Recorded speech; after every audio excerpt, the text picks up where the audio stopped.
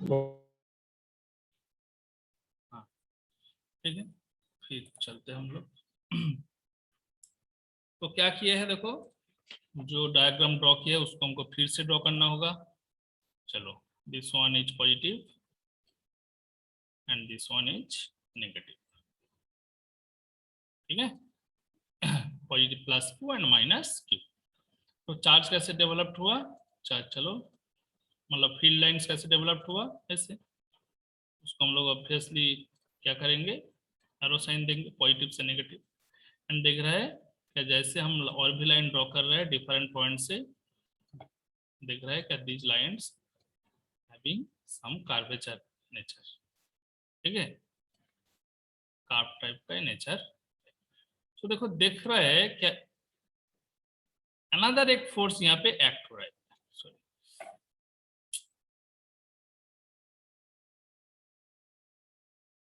इधर, ठीक है।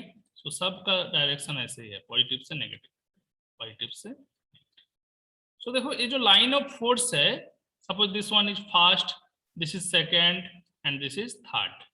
So first line of force भी सेकेंड लाइन ऑफ फोर्स के ऊपर क्या कर रहा है, वर्टिकली कुछ फोर्स एक्सपीरियंस कर रहा है, किस तरफ, इस तरफ। एंड इस फोर्स का नेचर क्या है, इस फोर्स का नेचर है रिपल्सिव, क्या करता है एक दूसरे को और भी दूर में खींच देता है। तो इसलिए हम जितना दूर लाइन ऑफ फोर्स मेरा मिलेगा, उसका क्या है नेचर, तो कार्व होगा ही, एंड उसका डिस्टेंस भी ग्रेजुअली इंक्रीज होते जाएगा। लाइक इस तरफ देखो, पहले वाला जो इतना गैप था, इतना गैप था पॉजिटिव एंड नेगेटिव, पेन होता तो अच्छा से ड्रॉ कर पाते, ठीक है। पॉजिटिव से नेगेटिव इतना गैप है, मतलब इतना कार्व हुआ। सेकंड वाला देख रहे हैं क्या, इतना कार्व हो गया। इसका रीजन क्या है, क्योंकि उतना तो कार्व नहीं होना चाहिए। तो देख रहा है क्या, यहाँ पे भी क्या एक लाइन ऑफ फोर्स दूसरा लाइन ऑफ फोर्स को कुछ मतलब ट्रांसवर्सली कुछ फोर्स अप्लाई कर रहा है, क्योंकि this is the transverse direction and this one is longitudinal direction. And longitudinal direction में टेंडेंसी क्या है, हमेशा वो खुद को कॉन्ट्रैक्ट करने चाहेगा। सो जो कॉन्ट्रैक्ट करने का प्रॉपर्टी है, यहां से क्या कंक्लूजन हो रहा है, क्या this explains the force of attraction, ठीक है।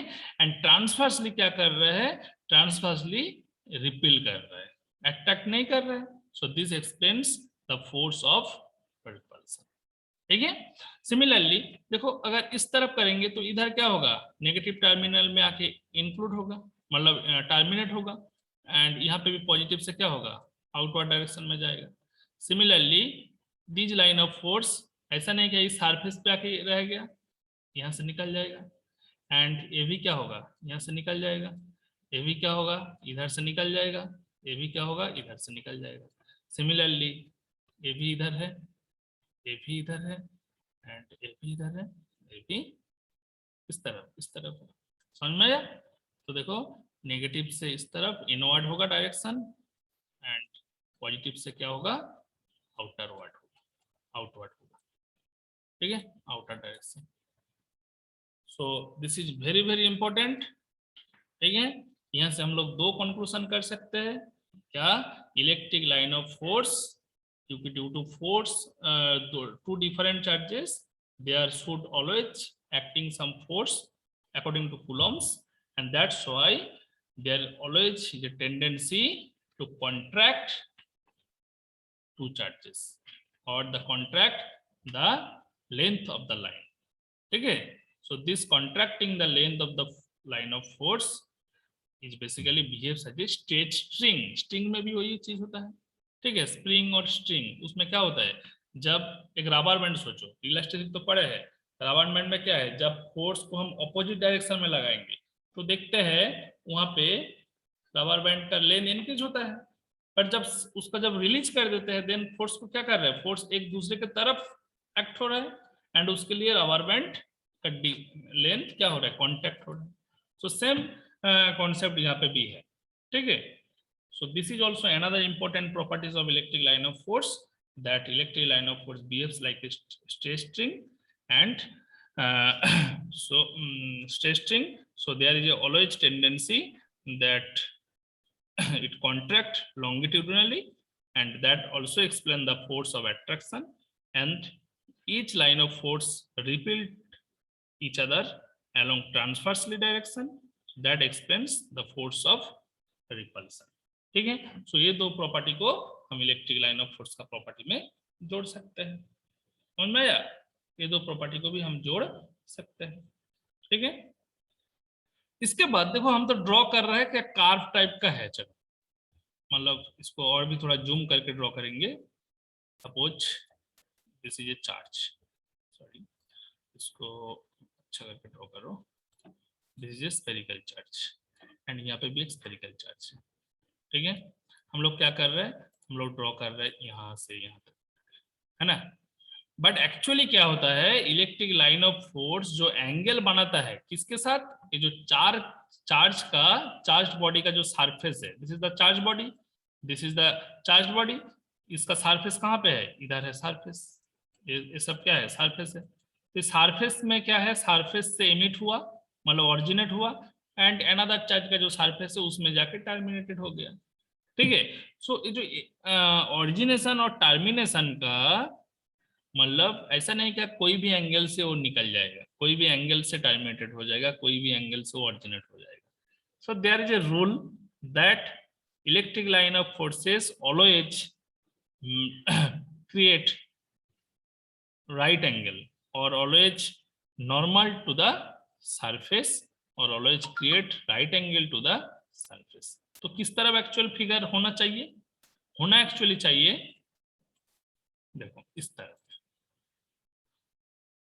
मतलब अगर ये पॉइंट से निकलेगा तो यहाँ पे क्या होगा, यहाँ पे लाइन ऑफ फोर्स पहले 90 डिग्री बनाएगा सरफेस के साथ, उसके बाद वो क्या करेगा, धीरे धीरे बेंड होते जाएगा। ठीक है, बेंड होते जाएगा एंड नेगेटिव चार्ज का सरफेस में जाके जैसे वो टर्मिनेटेड होगा वहां पे भी क्या होगा, ऐसे एक 90 डिग्री एंगल बनाएगा। बट हम लोग ऐसे 90 डिग्री एंगल बना के ड्रॉ नहीं करते हैं, हम लोग क्या करते हैं, यहाँ से शुरू हुआ यहाँ तक चल गया, यहाँ से शुरू हुआ यहाँ तक चल गया, फिर गया फिर आया, ऐसे ड्रॉ कर लेते हैं। But this is not accurate. तो एक्यूरेट ड्रॉ करने के लिए वो फिर देखने में 90 डिग्री बनेगा। हाँ, हर पोजीशन में 90 डिग्री बनेगा। यही है इलेक्ट्रिक लाइन ऑफ फोर्स का property. So it is also another important property that electric line of force always makes normal to the surface, always makes normal to the surface. ठीक है, तो कैसे draw करेंगे, तो ड्रॉ करेंगे, चलो इसको पहले तो बीच वाला क्या होगा, स्ट्रेट होगा एंड उसके बाद बेंड होते जाएगा, तो बेंड हुआ ऐसे, यहाँ पे भी 90 बना, यहाँ पे भी 90 बना। ठीक है, मतलब जब सरफेस से जेनरेट होगा मतलब ओरिजिनेट होगा और सरफेस में जाकर टर्मिनेट होगा वहां पे कितना एंगल बना है, 90। सिमिलरली यहाँ पे भी इस टाइप का है। ठीक है, उतना अच्छा ड्रॉ नहीं हो पा रहा है, समझ लो ऐसे कुछ है। ठीक है, एक्चुअली जो ऊपर ड्रॉ करोगे उसका सिमेट्रिक नीचे भी ड्रॉ करना है, तब अच्छा लगेगा देखने में। ठीक है, फिर इस पॉइंट से पहले 90 डिग्री फिर बेंड हो गया, फिर आके क्या किया, 90 डिग्री बेंड लिया, फिर यहाँ पे 90 डिग्री बना, फिर बेंड हुआ एंड जब टर्मिनेट होगा फिर सरफेस से क्या 90 डिग्री एंगल बनाए। So this one is accurate. ठीक है, एंड इधर क्या होगा, इधर तो आउटवर्ड डायरेक्शन में एंड इधर क्या होगा, इनवर्ड डायरेक्शन में। ठीक है, इनवर्ड डायरेक्शन में। So this is the property of electric line of force that always makes normal to the surface. तो हम तो बोल दिया कि कौन ड्रॉ कर रहे हो व्हाइट बोर्ड के ऊपर, ड्रॉ नहीं करना है, हम ये ऑप्शन क्लोज करके नहीं रखे बट ड्राइंग नहीं करना है। ठीक है,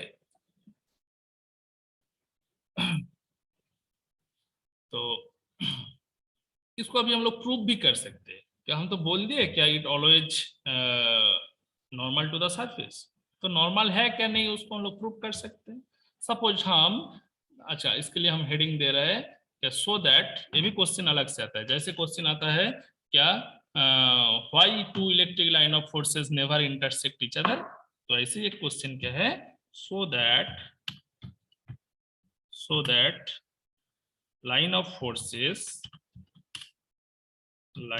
forces are always ठीक है, always normal to the surface, ठीक है, are always normal to the surface. So इसको कैसे हम लोग शो करेंगे, मतलब प्रूफ करेंगे? तो चलो पहले तो हम एक चार्ज स्फीयर ड्रॉ कर लेते हैं, ठीक है। तो इसके ऊपर सपोज मान लो इसका वैल्यू कितना है, इसका वैल्यू मान लो प्लस क्यू कूलम लिख दिया, प्लस क्यू कूलम। तो इसके ऊपर मान लो एट एनी पॉइंट है, यहाँ पे कुछ पॉइंट है, क्या पॉइंट है, यहाँ पे कुछ पॉइंट है। तो उस पॉइंट पे इलेक्ट्रिक फील्ड किस तरफ डायरेक्टेड होगा, क्योंकि there is a property of electric line of force that on the electric line of force each and every point force is directed along tangent, है ना, along tangent। so force जिस तरफ directed होगा उसी तरफ और क्या डायरेक्टेड होगा, इलेक्ट्रिक फील्ड। सो हम बता सकते हैं कि इलेक्ट्रिक फील्ड का डायरेक्शन क्या है, along this tangent, ठीक है, which makes theta angle to the surface, ठीक है। सपोज यहाँ पे हम एक्स एक्सिस ड्रॉ कर रहे हैं इन दिस डायरेक्शन, अच्छा इसको ऐसे ड्रॉ करो, इसका दो कंपोनेंट है, दिस वन, ई का क्या रहेगा, ई कुछ थीटा एंगल पे क्रिएट हुआ तो ऑब्वियसली इसका दो कंपोनेंट रहेगा, एक इस तरफ और एक नॉर्मल डायरेक्शन तरफ, समझ में आया। And this angle is how much, this angle is theta.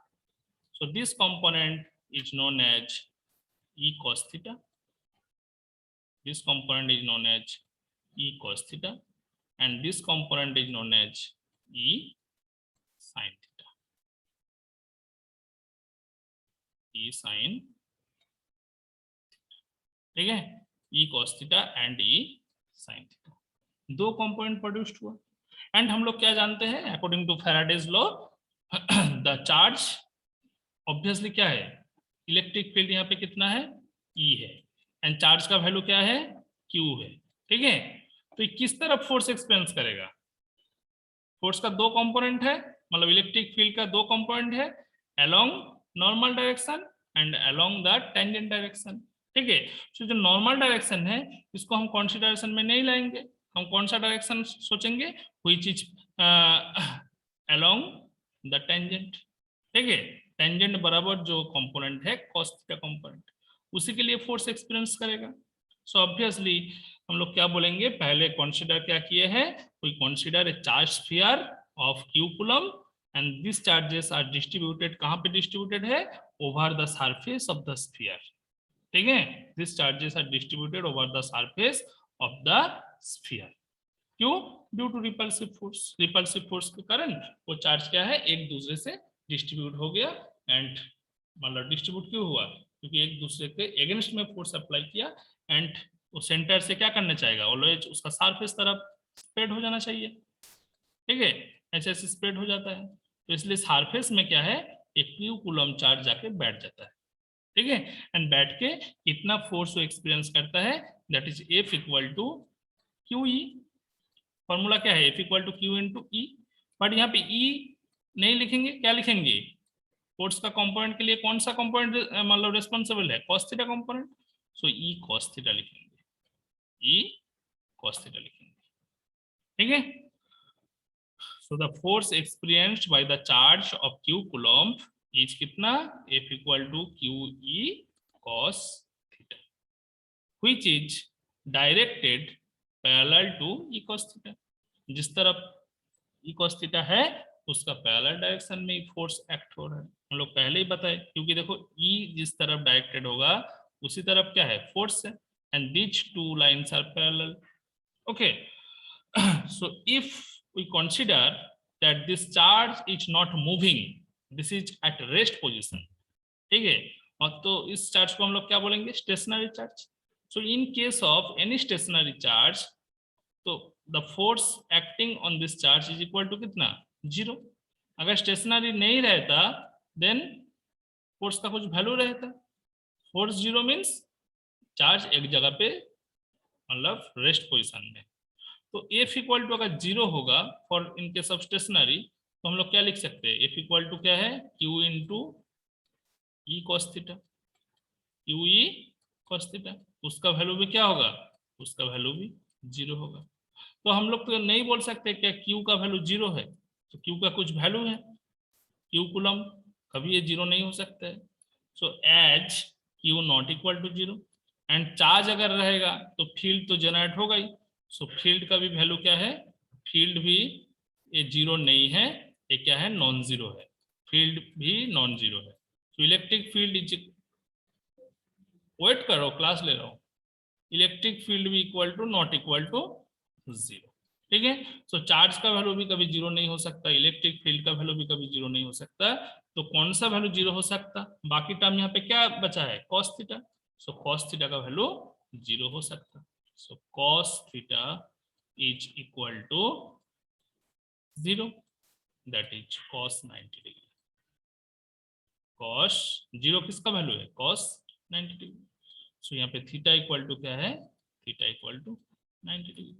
सो इसलिए हम लोग कंक्लूजन कर सकते हैं क्या, जो लाइन ऑफ फोर्स सरफेस से एमिट हो रहा है वो कितना एंगल बना है सरफेस के साथ, 90 डिग्री एंगल बना है। सो इसलिए line of forces are always normal to the surface, this is also another important property. ठीक है, तो यहाँ पे क्वेश्चन क्या आता है, क्वेश्चन तो हर लाइन से क्वेश्चन आता है। सबसे इन जनरल क्वेश्चन जो है, what is electric line of force and what are the properties of electric line of force. देखो हम जितना प्रॉपर्टी बताए सब प्रॉपर्टी से ही क्वेश्चन आता है। हम कम से कम अभी 7-8 प्रॉपर्टी बताए। ठीक है, सो नोट्स हम मॉड्यूल में है, नोट्स तुम लोग देख लो, उसको पढ़ो और भी अच्छे से समझ में आ जाएगा। ठीक है, तो बताओ किसी का कोई डाउट है,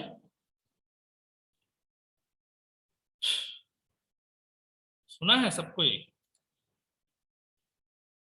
यस सर। डाउट तो नहीं है? Yes sir. Hello sir. बताओ। हाँ सर बोलो। टेस्ट जो सोर्स चल रहा है सर, तो बेटा तुम्हारा आवाज नहीं आ रहा है, रहे क्या बोल रहा, बोलो, आवाज कट रहा है सर, तुम्हारा। साउंड आ रहा है हाँ अभी आ रहा है, बोलो। सर। दो एक दूसरे पे फोर्स लगा, तो उसका जो सोर्स चार्ज कौन होगा सर? अच्छा, जो हम बोल रहे हैं यहाँ पे Q, Q के ऊपर जो फोर्स लगा F equal to Q E cos theta, तुम बोल रहे हो यहाँ पे Q तो टेस्ट चार्ज है ना। तो तुम्हारा क्वेश्चन है सोर्स चार्ज कौन सा है, यही तो, यही है।